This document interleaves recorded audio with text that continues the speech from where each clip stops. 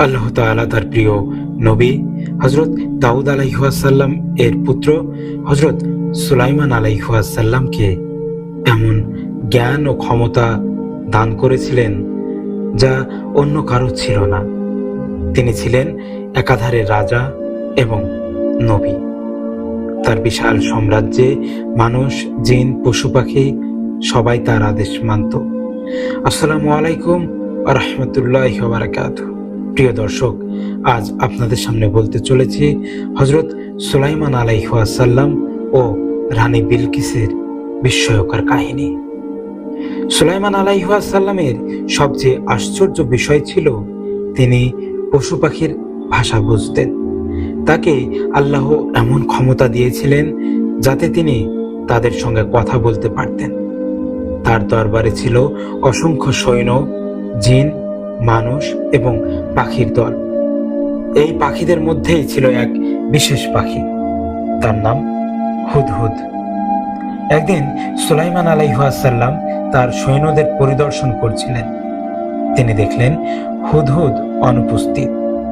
নবী সুলাইমান আলাইহিসসালাম বললেন, আমি হুদহুদকে দেখি না, সে কি অনুপস্থিত? যদি যথাযথ কারণ না থাকে তবে তাকে অবশ্যই শাস্তি দেওয়া হবে। সূরা নমলের মধ্যে আল্লাহ তাআলা এ কথার উল্লেখ করেছেন। কিছু সময় পর হুদহুদ এসে হাজির হলো। সে বলল, হে নবী, আমি এমন এক জিনিস জেনেছি যা আপনি জানেন না। আমি সাবা নামের এক দেশে গিয়েছিলাম। সেখানে এক নারী রাজত্ব করে, তার নাম বিলকিস। তিনি অত্যন্ত সুন্দরী, জ্ঞানী ও সমৃদ্ধশালী। কিন্তু আফসোস, তিনি সূর্যের পূজা করেন, আল্লাহকে চেনেন না। এই কথা শুনে নবী সুলাইমান আলাইহিসসালাম গভীর চিন্তায় পড়লেন। তিনি চাইলেন সেই রানী যেন হিদায়াত পায়, আল্লাহর একাত্মবাদে ফিরে আসে। তিনি একটি চিঠি লিখলেন। চিঠিতে লেখা ছিল, বিসমিল্লাহির রহমানির রহিম। হযরত সুলাইমানের পক্ষ থেকে রানী বিলকিসের প্রতি লেখা হচ্ছে, তুমি অহংকার ত্যাগ করো, আল্লাহর পথে ফিরে এসো এবং ইসলামে প্রবেশ করো। সুলাইমান আলাইহিসসালামের সেই চিঠি হুদহুদকে দিলেন এবং তাকে বললেন, যাও রানী বিলকিসের কাছে এই চিঠি পৌঁছে দাও। হুদহুদ উড়ে গেল বহুদূর সাবা নগরীতে। রানী বিলকিস তখন প্রাসাদে বিশ্রাম নিচ্ছিলেন। হুদহুদ জানালা দিয়ে ঢুকে তার বিছানার পাশে চিঠিটি রেখে গেল। সকালে রানী চিঠিটি পেয়ে বিস্মিত হলেন।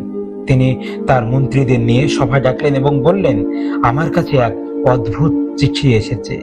এতে লেখা আছে, অহংকার ত্যাগ করো এবং সুলাইমানের কাছে আত্মসমর্পণ করো। মন্ত্রীবৃন্দ বললেন, আমাদের কাছে প্রচুর সেনা ও শক্তি আছে, আমরা যুদ্ধ করতে পারি। কিন্তু বিলকিস ছিলেন জ্ঞানী নারী, তিনি যুদ্ধ পছন্দ করলেন না। বললেন, রাজাদের সঙ্গে যুদ্ধ মানেই ধ্বংস। বরং দেখি এই সুলাইমান আসলে কেমন মানুষ। তাই তিনি দূত পাঠালেন মূল্যবান উপহার নিয়ে, স্বর্ণ, রত্ন এবং দামি পোশাক। উদ্দেশ্য ছিল সুলাইমানকে সন্তুষ্ট করা। দূত এসে সুলাইমান আলাইহিসসালামের দরবারে হাজির হলো। উপহার সমূহ দেখে সুলাইমান আলাইহিসসালাম বললেন, তোমরা কি আমাকে এই ধনসম্পদ দিয়ে খুশি করতে চাও? আল্লাহ আমাকে যা দিয়েছেন তা তোমাদের চেয়ে অনেক বেশি। ফিরে যাও, তোমাদের রানীকে বলো, যদি সে আত্মসমর্পণ না করে তবে আমরা তার দেশে প্রবেশ করব। দূত ফিরে গিয়ে সব কথা জানিয়ে দিল। রানী তখন বুঝলেন এই নবী রাজা ধন বা ক্ষমতার লোভে নয়, তিনি সত্যের পথে মানুষকে ডাকছেন। তখন তিনি সিদ্ধান্ত নিলেন এবার নিজেই গিয়ে দেখা করবেন হযরত সুলাইমান আলাইহিসসালামের সঙ্গে। রানী বিলকিসের আগমনের খবর সুলাইমান আলাইহিসসালাম আগে থেকেই পেয়ে গেলেন হুদহুদ পাখির মাধ্যমে। তিনি বললেন, রানীর সিংহাসন কে আমার কাছে আনতে পারবে? এক জিন বলল, আপনি সভা থেকে ওঠার আগেই আমি তা এনে দেব। কিন্তু একজন আলেম, যিনি আল্লাহর নাম জানতেন, তিনি বললেন, আমি আপনার চোখের পলক ফেলার আগেই তা আনতে পারি। অবিলম্বে রানীর স্বর্ণখচিত সিংহাসন সুলাইমান আলাইহিসসালামের দরবারে এসে গেল। তিনি আদেশ দিলেন, এটিকে কিছুটা পরিবর্তন করো, দেখি রানী চিনতে পারে কিনা। অবশেষে রানী বিলকিস এসে পৌঁছালেন সুলাইমান আলাইহিস সালামের রাজপ্রাসাদে। তিনি বিস্ময়ে চারপাশ দেখছিলেন। মানুষের পাশাপাশি জিন ও পশু পাখি শৃঙ্খলাবদ্ধভাবে কাজ করছে। তারপর তার দৃষ্টি পড়ল নিজের সিংহাসনের দিকে। তিনি অবাক হয়ে বললেন, এটা কি আমার সিংহাসন? মনে হয় ঠিক তাই।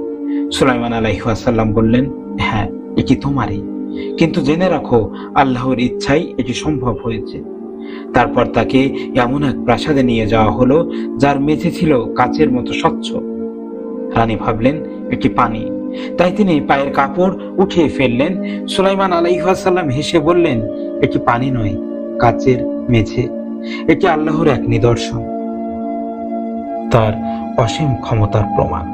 সবকিছু দেখে শুনে বুঝে রানীর হৃদয় নরম হয়ে গেল। তিনি বললেন, আমি সুলাইমানের রব আল্লাহর কাছে আত্মসমর্পণ করছি। সূরা নহলের মধ্যে একথার উল্লেখ রয়েছে। এভাবেই এক সূর্য পূজারী রানী ইমানের আলোয় আলোকিত হলেন। একজন নবীর দাওয়াত ও আল্লাহর কৃপায় তিনি তাওহীদের পতাকা তলে ফিরে এলেন। এই কাহিনী আমাদের শেখায়, সত্যের আহ্বান কখনো বৃথা যায় না। আল্লাহ যাকে চান তাকেই হিদায়াত দান করেন। তো এই ছিল আজকের উপস্থাপন। ভিডিওটি কেমন লাগলো অবশ্যই জানাতে ভুলবেন না।